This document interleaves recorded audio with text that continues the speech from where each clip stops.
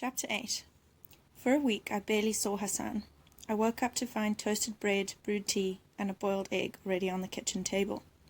My clothes for the day were ironed and folded, left on the cane seat chair in the foyer where Hassan usually did his ironing. He used to wait for me to sit at the breakfast table before he started ironing. That way we could talk.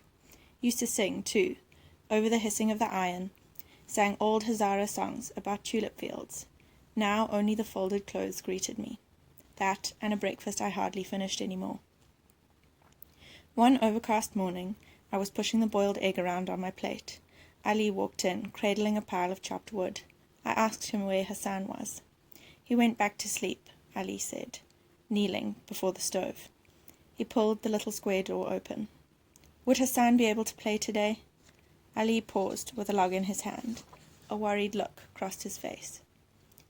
Lately, it seems all he wants to do is sleep. He does his chores, I see to that, but then he just wants to crawl under his blanket. Can I ask you something? If you have to. After that kite tournament, he came home a little bloodied and his shirt was torn. I asked him what happened, and he said it was nothing, that he'd gotten into a little scuffle with some kids over the kite. I didn't say anything, just kept pushing the egg around on my plate. Did something happen to him, Amir Aga? Something he's not telling me? I shrugged. How should I know? You would tell me, nay? Inshallah, you would tell me if something happened. Like I said, how should I know what's wrong with him? I snapped. Maybe he's sick. People get sick all the time, Ali. Now, am I going to freeze to death, or are you planning on lighting the stove today? That night, I asked Baba if we could go to Jalalabad on Friday. He was rocking on the leather swivel chair behind his desk, reading a newspaper. He put it down, took off the reading glasses I disliked so much. Baba wasn't old, not at all, and he had lots of years left to live, so why did he have to wear those stupid glasses? Why not? He said. Lately, Baba agreed to everything I asked. Not only that, just 2 nights before, he'd asked me if I wanted to go see El Kid with Charles Heston at Cinema Ariana. Do you want to ask Hassan to come along to Jalalabad? Why did Baba have to spoil it like that? He's Marie's, I said, not feeling well. Really? Baba stopped rocking in his chair. What's wrong with him? I gave a shrug and sank in the sofa by the fireplace. He's got a cold or something. Ali says he's sleeping it off. I haven't seen much of Hassan the last few days, Baba said. That's all it is then, a cold? I couldn't help hating the way his brow furrowed with worry. Just a cold.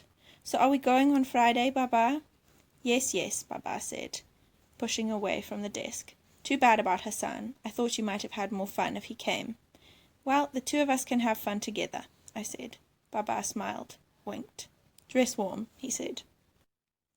It should have been just the 2 of us. That was the way I wanted it. But by Wednesday night, Baba had managed to invite another 24 people. He called his cousin, Humayun.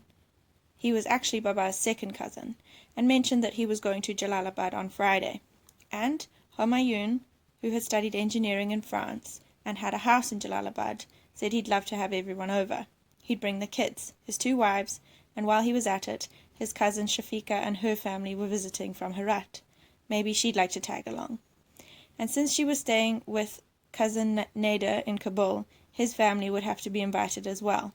Even though Humayun and Nader had a bit of a feud going, and if Nader was invited, surely his brother Farouk had to be asked too, or his feelings would be hurt, and he might not invite them to his daughter's wedding next month, and...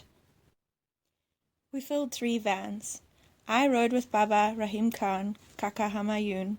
Baba had taught me at a young age to call any older male Kaka or uncle, and any older female Kala or aunt.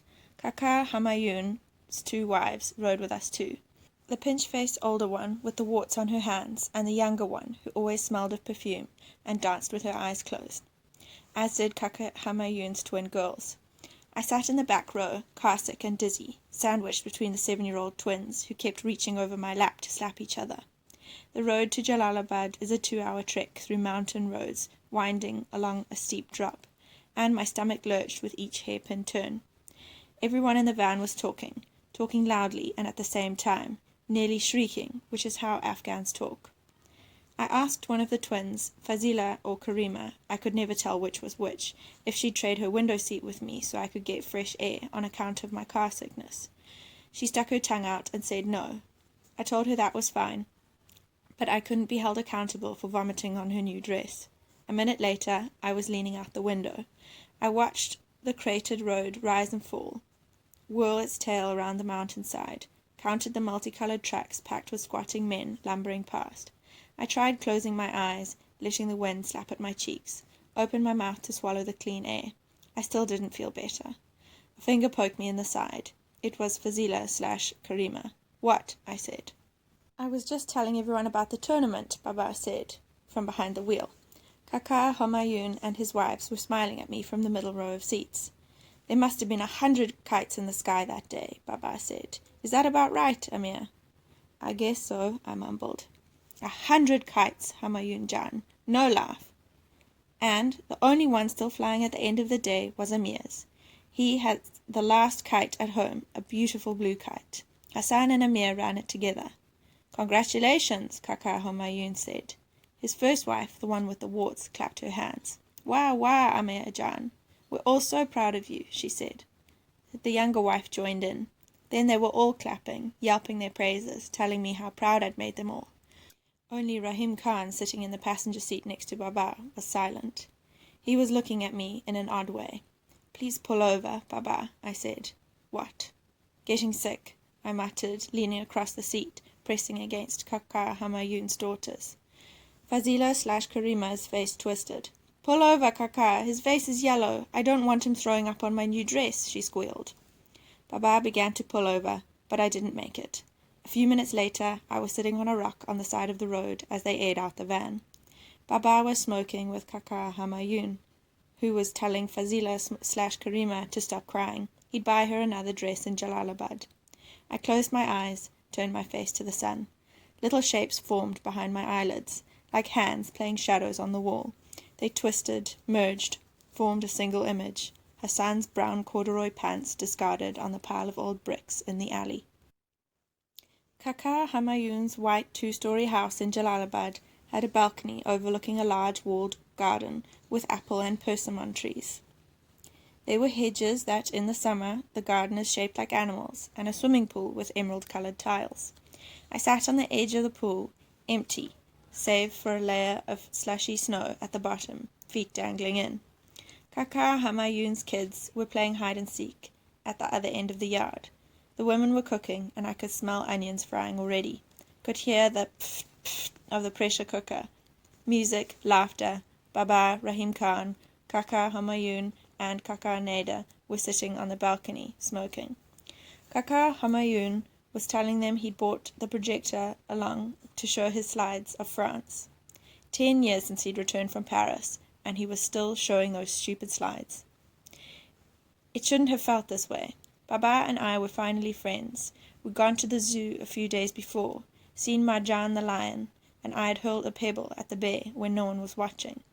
We'd gone to Dad Koda's kebab house afterwards, across from Cinema Park. Had lamb kebab with freshly baked naan from the tandoor. Baba told me stories of his travels to India and Russia, the people he had met, like the armless, legless couple in Bombay who'd been married for 47 years and raised 11 children. That should have been fun, spending the day like that with Baba, hearing his stories. I finally had what I'd wanted all those years, except now that I had it, I felt as empty as this unkempt pool I was dangling my legs into. The wives and daughters served dinner, rice, kofta, and chicken korma, at sundown. We dined the traditional way, sitting on cushions around the room, tablecloths spread on the floor, eating with our hands, in groups of 4 or 5, from common platters. I wasn't hungry, but I sat down to eat anyway with Baba, Kaka Farouk, and Kaka Humayun's 2 boys. Baba, who had a few scotches before dinner, was still ranting about the kite tournament, how I'd outlasted them all, how I'd come home with the last kite. His booming voice dominated the room. People raised their heads from their platters, called out their congratulations. Kaka Farouk patted my back with his clean hand. I felt like sticking a knife in my eye. Later, well past midnight, after a few hours of poker between Baba and his cousins, The men lay down to sleep on parallel mattresses in the same room where we'd dined. The women went upstairs. An hour later, I still couldn't sleep. I kept tossing and turning as my relatives grunted, sighed, and snored in their sleep. I sat up. A wedge of moonlight streamed in through the window. I watched Hassan get raped. I said to no one. Baba stirred in his sleep. Kaka Hamayun grunted. A part of me was hoping someone would wake up and hear, so I wouldn't have to live with this lie anymore. But no one woke up, and in the silence that followed, I understood the nature of my new curse. I was going to get away with it.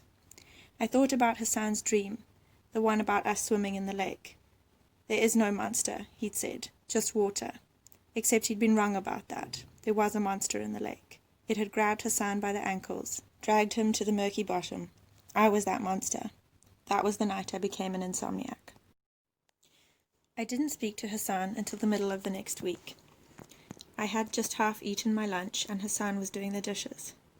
I was walking upstairs, going to my room, when Hassan asked if I wanted to hike up the hill. I said I was tired. Hassan looked tired too. He'd lost weight and grey circles had formed under his puffed-up eyes. But when he asked again, I reluctantly agreed. We trekked up the hill, our boots squishing in the muddy snow. Neither one of us said anything. We sat under our pomegranate tree, and I knew I'd made a mistake. I shouldn't have come up the hill. The words I'd carved on the tree trunk with Ali's kitchen knife. Amir and Hassan, the Sultans of Kabul. I couldn't stand looking at them now.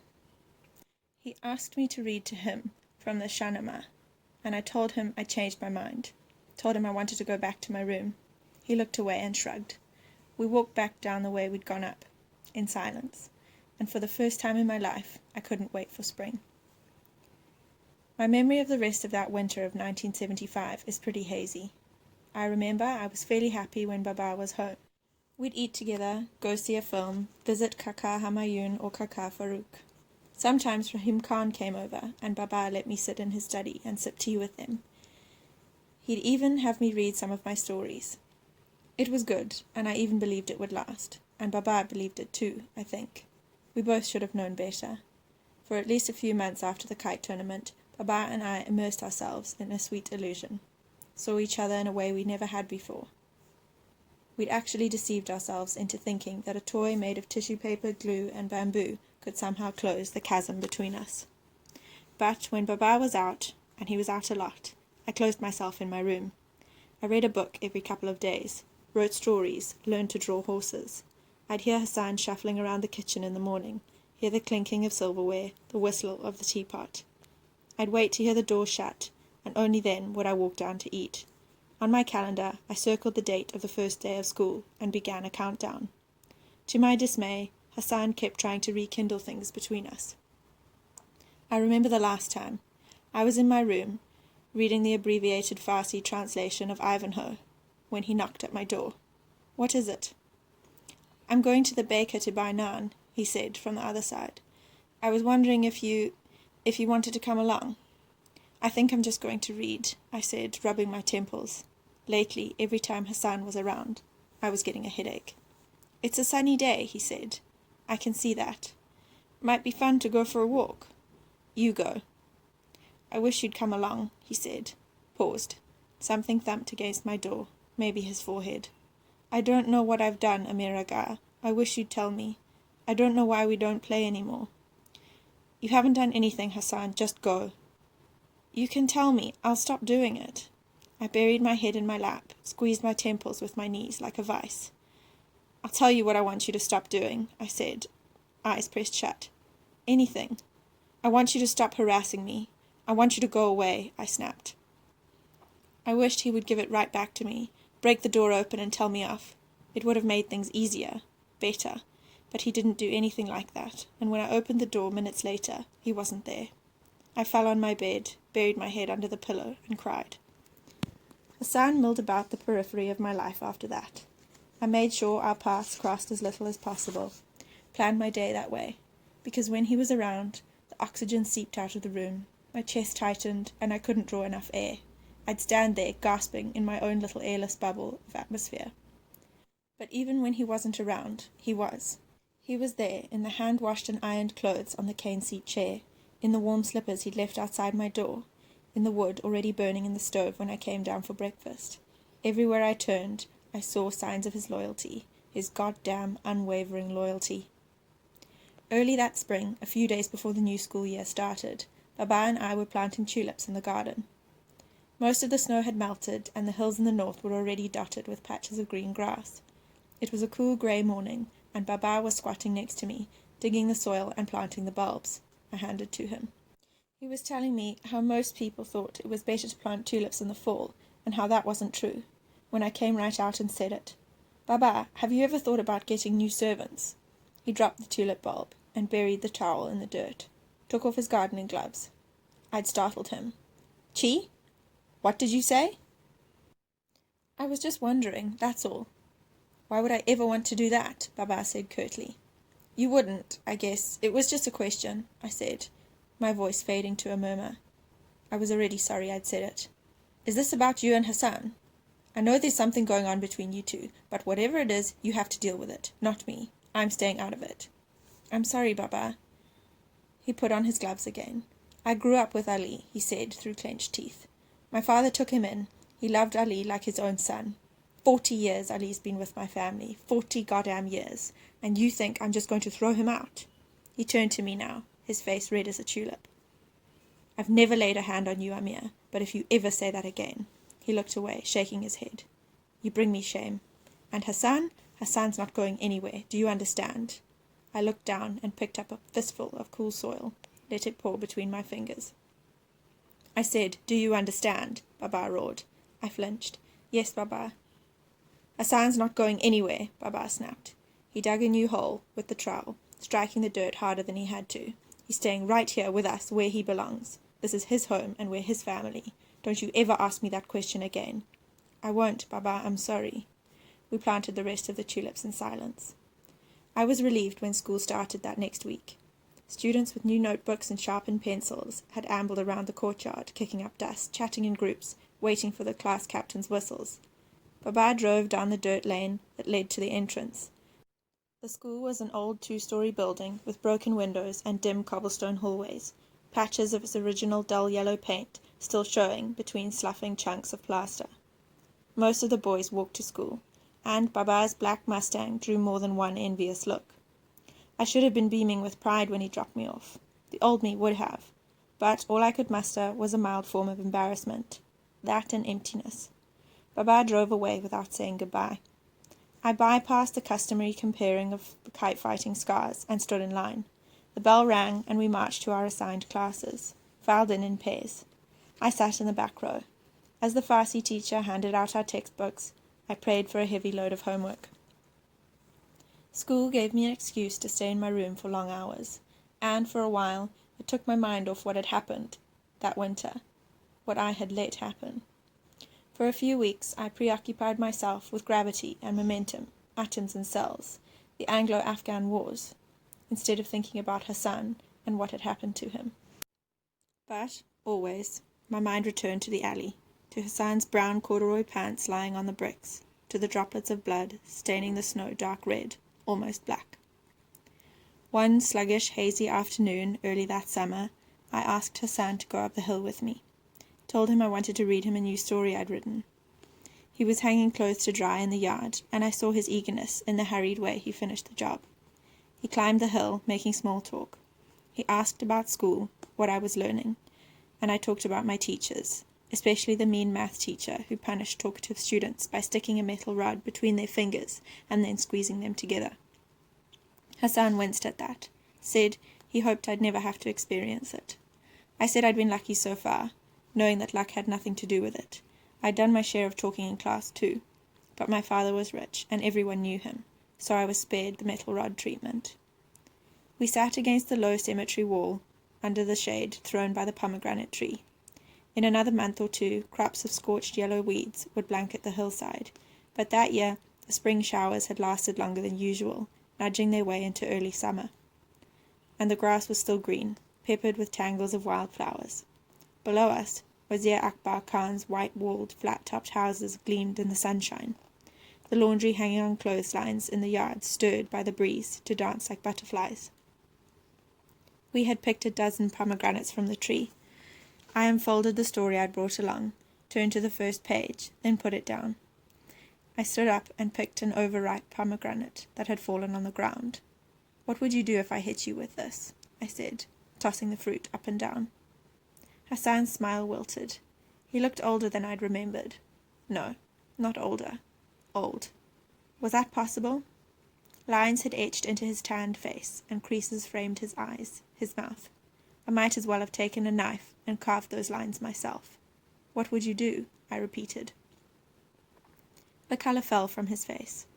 Next to him, the stapled pages of the story I'd promised to read him fluttered in the breeze. I hurled the pomegranate at him.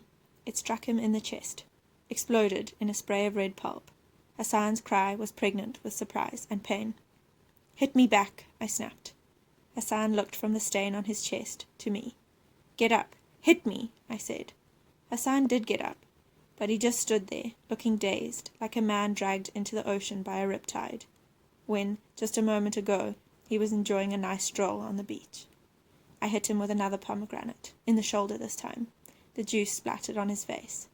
"Hit me back," I spat. "Hit me back, goddamn you!" I wished he would. I wished he'd give me the punishment I craved, so maybe I'd finally sleep at night. Maybe then things could return to how they used to be between us. But Hassan did nothing, as I pelted him again and again. "You're a coward," I said. "Nothing but a goddamn coward." I don't know how many times I hit him. All I know is that when I finally stopped, exhausted and panting, Hassan was smeared in red like he'd been shot by a firing squad. I fell to my knees, tired, spent, frustrated. Then Hassan did pick up a pomegranate. He walked toward me. He opened it and crushed it against his own forehead. "There," he croaked, red dripping down his face like blood. "Are you satisfied? Do you feel better?" He turned around and started down the hill. I let the tears break free, rocked back and forth on my knees. What am I going to do with you, Hassan? What am I going to do with you? But by the time the tears dried up and I trudged down the hill, I knew the answer to that question. I turned 13 that summer of 1976, Afghanistan's next to last summer of peace and anonymity. Things between Baba and me were already cooling off again. I think what started it was that stupid comment I'd made the day we were planting tulips, about getting new servants. I regretted saying it, I really did. But I think even if I hadn't, our happy little interlude would have come to an end. Maybe not quite so soon, but it would have. By the end of the summer, the scraping of spoon and fork against the plate had replaced the dinner table chatter, and Baba had resumed retreating to his study after supper and closing the door. I'd gone back to thumbing through Hafiz and Khayyam, gnawing my nails down to the cuticles, writing stories. I kept the stories in a stack under my bed, keeping them just in case, though I doubted Baba would ever ask me to read to him again. I kept the stories in a stack under my bed, keeping them just in case, though I doubted Baba would ever again ask me to read them to him. Baba's motto about throwing parties was this: invite the whole world, or it's not a party. I remember scanning over the invitation list a week before my birthday party and not recognizing at least 3/4 of the 400+ kakas and kalas who were coming to bring me gifts and congratulate me for having lived to 13. Then I realized they weren't really coming for me. It was my birthday, but I knew who the real star of the show was. For days, the house was teeming with Baba's hired help. There was Salahuddin, the butcher, who showed up with a calf and 2 sheep in tow, refusing payment for any of the 3. He slaughtered the animals himself in the yard by a poplar tree. "Blood is good for the tree," I remember him saying, as the grass around the poplar soaked red. Men I didn't know climbed the oak trees with coils of small electric bulbs and meters of extension cords. Others set up dozens of tables in the yard, spread a tablecloth on each. The night before the big party, Baba's friend, Dal Muhammad, who owned a kebab shop in Shah-e-Now, came to the house with his bag of spices. Like the butcher, Dal Muhammad, or Dallo as Baba called him, refused payment for his services. He said Baba had done enough for his family already. It was Rahim Khan who whispered to me, as Dallo marinated the meat, that Baba had lent Dallo the money to open his restaurant. Baba had refused repayment until Dallo had shown up one day in our driveway in a Benz and insisted he wouldn't leave until Baba took his money. I guess in most ways, or at least in the ways in which parties are judged, my birthday bash was a huge success. I'd never seen the house so packed. Guests with drinks in hand were chatting in the hallways, smoking on the stairs, leaning against doorways. They sat where they found space, on kitchen counters, in the foyer, even under the stairwell. In the backyard they mingled under the glow of blue, red, and green lights winking in the trees, their faces illuminated by the light of kerosene torches propped everywhere. Baba had had a stage built on the balcony that overlooked the garden, and planted speakers throughout the yard. Ahmad Zahir was playing an accordion and singing on the stage over masses of dancing bodies. I had to greet each of the guests personally. Baba made sure of that. No one was going to gossip the next day about how he'd raised a son with no manners. I kissed hundreds of cheeks, hugged total strangers, thanked them for their gifts. My face ached from the strain of my plastered smile. I was standing with Baba in the yard near the bar when someone said, "Happy birthday, Amir." It was Assef with his parents. Assef's father, Mahmoud, was a short, lanky sort with dark skin and a narrow face. His mother, Tanya, was a small, nervous woman who smiled and blinked a lot. Assef was standing between the two of them now, grinning, looming over both, his arms resting on their shoulders. He led them towards us, like he had brought them here, like he was the parent, and they his children. A wave of dizziness rushed through me. Baba thanked them for coming. "I picked out your present myself," Assef said. Tanya's face twitched, and her eyes flicked from Assef to me. She smiled unconvincingly and blinked. I wondered if Baba had noticed. "Still playing soccer, Assef Jan?" Baba said. He'd always wanted me to be friends with Assef. Assef smiled. It was creepy how genuinely sweet he made it look. "Of course, Kaka Jan." "Right wing, as I recall?" "Actually, I switched to centre forward this year," Assef said. "You get to score more that way. We're playing the Mekro Ryan team next week. Should be a good match. They have some good players." Baba nodded. "You know, I played centre forward too when I was young." "I'll bet you still could if you wanted to," Assef said. He favoured Baba with a good-natured wink. Baba returned the wink. "I see your father has taught you his world-famous flattering ways." He elbowed Assef's father, almost knocked the little fellow down. Mahmoud's laughter was about as convincing as Tanya's smile, and suddenly I wondered if maybe, on some level, their son frightened them. I tried to fake a smile, but all I could manage was a feeble upturning of the corners of my mouth. My stomach was turning at the sight of my father bonding with Assef. Assef shifted his eyes to me. "Wali and Kamal are here too. They wouldn't miss your birthday for anything," he said, laughter lurking just beneath the surface. I nodded silently. "We're thinking about playing a little game of volleyball tomorrow at my house," Assef said. "Maybe you'll join us. Bring Hassan if you want to." "That sounds fun," Baba said, beaming. "What do you think, Amir?" "I don't really like volleyball," I muttered. I saw the light wink out of Baba's eyes, and an uncomfortable silence followed. "Sorry, Assef Jan," Baba said, shrugging.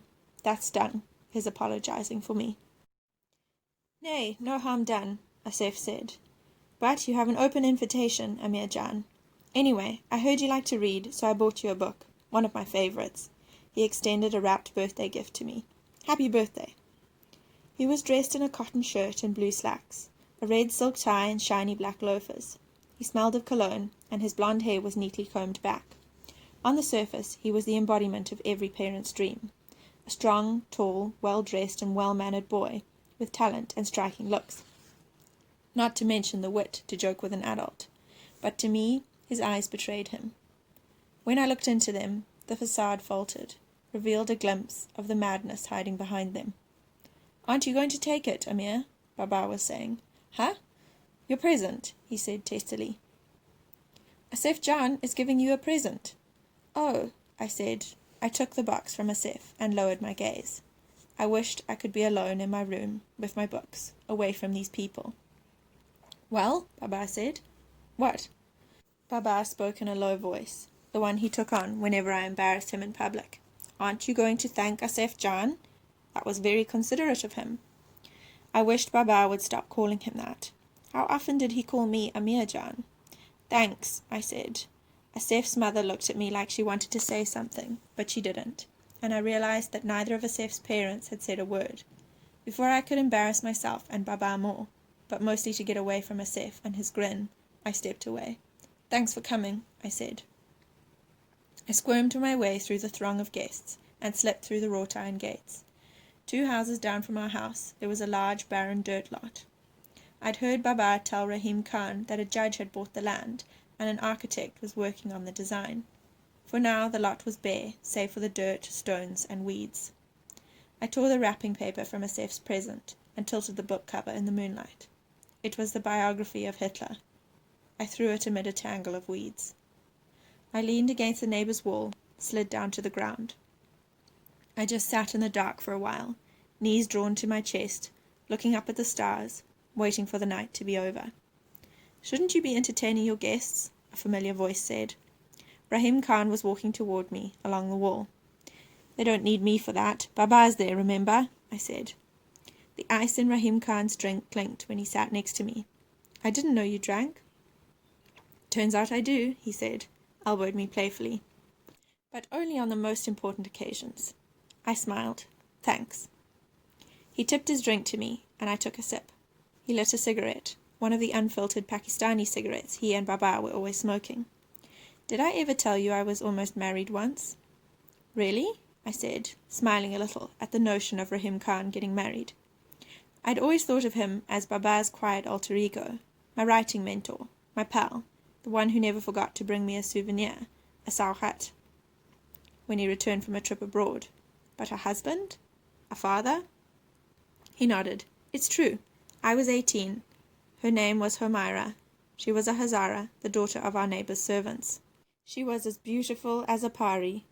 Light brown hair, big hazel eyes. She had this laugh. I can still hear it sometimes." He twirled his glass. "We used to meet secretly in my father's apple orchards. Always after midnight, when everyone had gone to sleep. We'd walk under the trees and I'd hold her hand. Am I embarrassing you, Amir Jan?" "A little," I said. "It won't kill you," he said, taking another puff. "Anyway, we had this fantasy. We'd have a great fancy wedding and invite family and friends from Kabul to Kandahar. I would build us a big house, white with a tiled patio and large windows. We would plant fruit trees in the garden and grow all sorts of flowers, have a lawn for our kids to play on. On Fridays, after namaz at the mosque, everyone would get together at our house for lunch, and we'd eat in the garden, under cherry trees, drink fresh water from the well, then tea with candy as we watched our kids play with their cousins." He took a long gulp of his scotch, coughed. "You should have seen the look on my father's face when I told him. My mother actually fainted. My sisters splashed her face with water. They fanned her and looked at me as if I'd slit her throat. My brother, Jalal, actually went to fetch his hunting rifle before my father stopped him." Rahim Khan barked a bitter laughter. "It was Humaira and me against the world. And I'll tell you this, Amir Jan, in the end, the world always wins. That's just the way of things." "So what happened?" "That same day, my father put Humaira and her family on a lorry and sent them off to Hazarajat. I never saw her again." "I'm sorry," I said. "Probably for the best, though," Rahim Khan said, shrugging. "She would have suffered. My family would never have accepted her as an equal. You don't order someone to polish your shoes one day and call them sister the next." He looked at me. "You know you can tell me anything you want, Amir Jan. Any time." "I know," I said uncertainly. He looked at me for a long time, like he was waiting, his black bottomless eyes hitting at the unspoken secret between us. For a moment I almost did tell him. Almost told him everything. But then what would he think of me? He'd hate me, and rightfully. "Here," he handed me something. I almost forgot. "Happy birthday." It was a brown leather-bound notebook. I traced my fingers along the gold-coloured stitching on the borders. I smelled the leather. "For your stories," he said. I was going to thank him when something exploded and bursts of fire lit up the sky. Fireworks! We hurried back to the house and found the guests all standing in the yard looking up to the sky. Kids hooted and screamed with each crackle and whoosh. People cheered, burst into applause each time the flares sizzled and exploded into bouquets of fire. Every few seconds the backyard lit up in sudden flashes of red, green and yellow. In one of those brief bursts of light I saw something I'll never forget. Hassan serving drinks to Assef and Wali from a silver platter. The light winked out, a hiss and a crackle, then another flicker of orange light. Assef grinning, kneading Hassan in the chest with a knuckle. Then, mercifully, darkness.